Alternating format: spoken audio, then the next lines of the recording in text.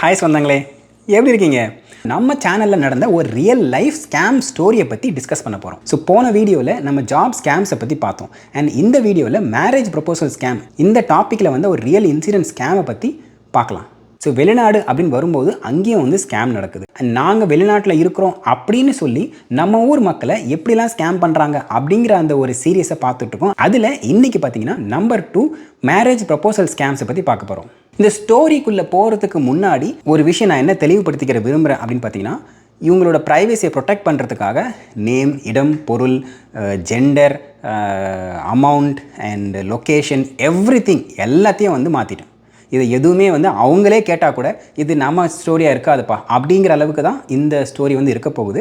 And ஆனால் அந்த ஸ்டோரியோட அந்த அந்த மைய கருத்து இருக்கு இல்லையா, அந்த அந்த பேட்டர்ன் ஆஃப் ஸ்கேம், இது மட்டும் வந்து சிமிலராக இருக்கும். ஸோ வாங்க ஸ்டோரிக்குள்ளே போகலாம். ஸோ ரெண்டாவது ஸ்டோரி என்ன அப்படின்னு பார்த்தீங்கன்னா, மேரேஜ் ப்ரொபோசல்ஸ். இது வந்து நிறைய இப்போ வந்து நடக்குது. அண்ட் ஸ்பெசிஃபிக்காக யாரை டார்கெட் பண்ணுறாங்கன்னு பார்த்தீங்கன்னா, டிவோர்ஸ் ஆன விமனை டார்கெட் பண்ணுறாங்க.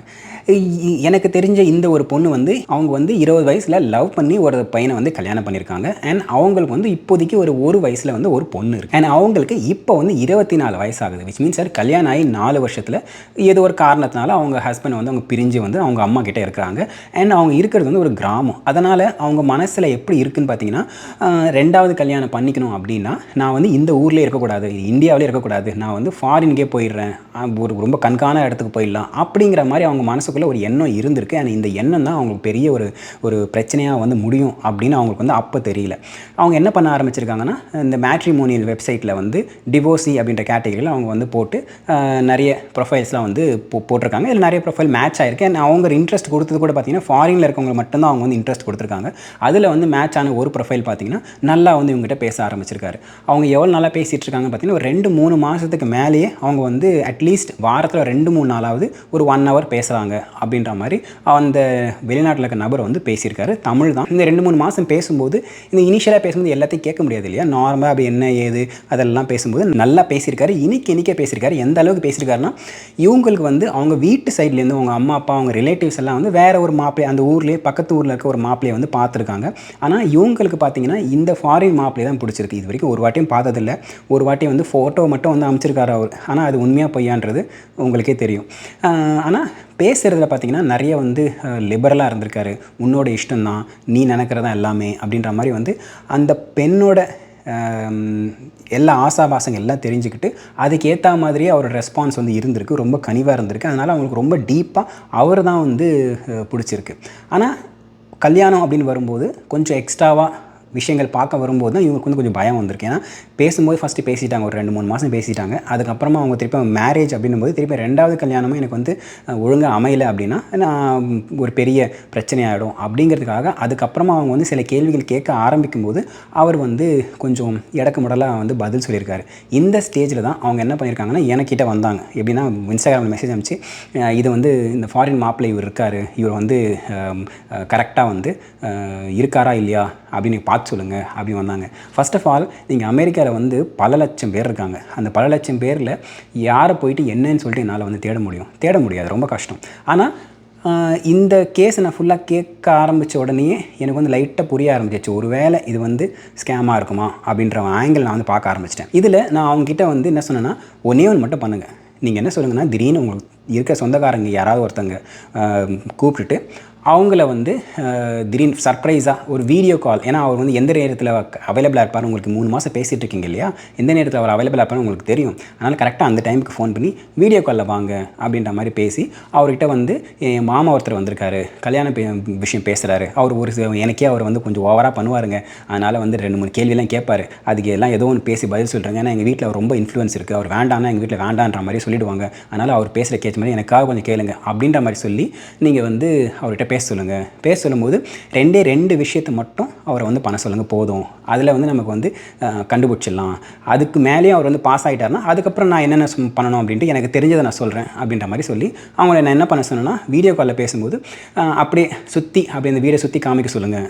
அப்படின்னு சொன்னேன். ஏன்னா ஒரு சில நேரத்தில் அவங்க வீடியோ கால் பேசும்போது நான் அமெரிக்காவில் இருக்கிறேன் அப்படின்னு சொல்கிறவங்க வந்து ஒருவேளை இந்தியாவில் இருந்துக்கிட்டே நான் அமெரிக்காவில் இருக்கிறேன் அப்படின்னு சொல்கிறவங்களா இருந்தால் அவங்க பின்னாடி வந்து க்ரீன் ஸ்க்ரீன்லாம் போட்டு கூட வந்து அழகாக வந்து அமெரிக்காவில் இருக்கிற மாதிரி விண்டோலாம் வச்சு வந்து ஏமாத்திட முடியும். ஆனால் நீங்கள் சுற்றி காமிங்க அப்படின்னு சொல்லும்போது உடனே சர்ப்ரைஸிங் சுற்றி காமிங்க அப்படின்னு சொல்லும்போது அவங்களால சுற்றி காமிக்க முடியாது. ஏன்னா நீங்கள் பார்த்தீங்கன்னா பக்கத்தில் வந்து இப்போ இந்த இடத்துல நீங்கள் சுற்றி காமிங்க அப்படின்னு சொன்னீங்கன்னா நான் தாராளமாக சுற்றி காமிச்சிருவேன். பின்னாடி இருக்க அந்த வீடு டிவி எல்லாமே உங்களுக்கு தெரியும்.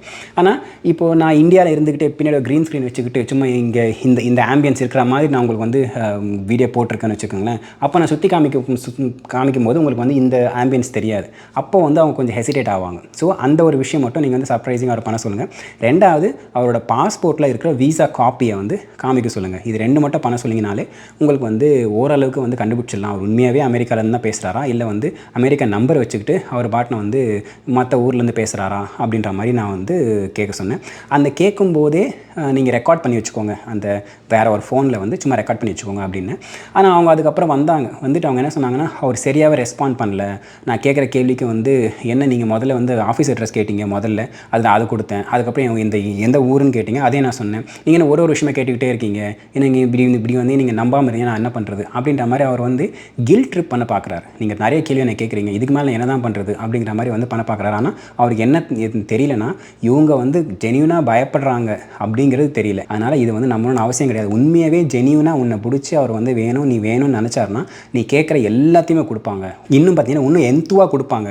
நீ கேட்குற கேள்வி அவங்க சந்தோஷப்படுவாங்க. பரவாயில்லப்பா நம்மளே விசாரிக்கிறாங்க. ஏன்னா அவருக்கும் வந்து டிவோர்ஸின்னு சொல்லியிருக்காரு. ஸோ நம்ம ஃபஸ்ட்டு வாழ்க்கை இந்த மாதிரி ஆயிடுச்சு அப்படிங்கும்போது 2வது வாழ்க்கை கரெக்டாக அமையணும்னு உனக்கு இருக்கிற அதே பயம் தான் அவருக்கும் இருக்கும். அதனால் அவர் வந்து தைரியமாக கொடுப்பாங்க. ஆனால் இவர் பார்த்தீங்கன்னா வந்து நீங்கள் ஏன் இப்படிலாம் கேட்குறீங்க அப்படின்னு சொல்லிட்டு கோச்சுக்கிறாரு அப்படின்னா அப்புறமா இன்னும் கொஞ்சம் நாள் கழிச்சு அவங்க வந்து அதுக்கப்புறமா எனக்கு வந்து தெரிஞ்சிடுச்சு இல்லை அப்படின்னு சொல்லிட்டு நான் வந்து எங்கள் வீட்டு பக்கத்தில் இருக்க மாப்பிள்ளை பார்த்து கல்யாணம் பண்ணிக்கிறேன் அப்படின்ட்டு அவங்க போயிட்டாங்க. இது வந்து ஒன் ஆஃப் த சினாரியோ. ஆனால் இந்த மாதிரி இங்கே வந்து நடக்குது. அதுவும் பர்டிகுலராக இந்த மாதிரி வல்னரபிள் குரூப் இருக்காங்க இல்லையா, ரொம்ப ஓல்டு ஏஜில் கல்யாணம் ஆகாதவங்க இல்லை வந்து டிவோர்ஸ் ஆனவங்க, இந்த மாதிரி குரூப்பை பார்த்து என்ன பண்ணுறாங்கன்னா வெளிநாட்டு மாப்பிள்ளைங்க அப்படின்ற மாதிரி வந்து அவங்க ஏமாற்ற ட்ரை பண்ணுறாங்க.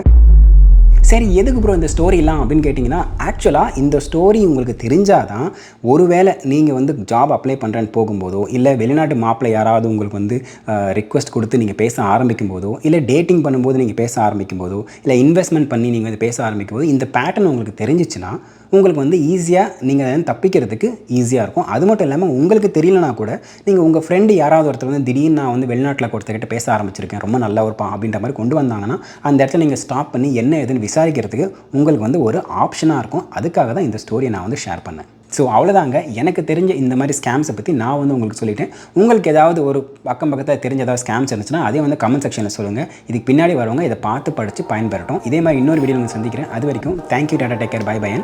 சந்தந்தோட சப்ஸ்கிரைப்.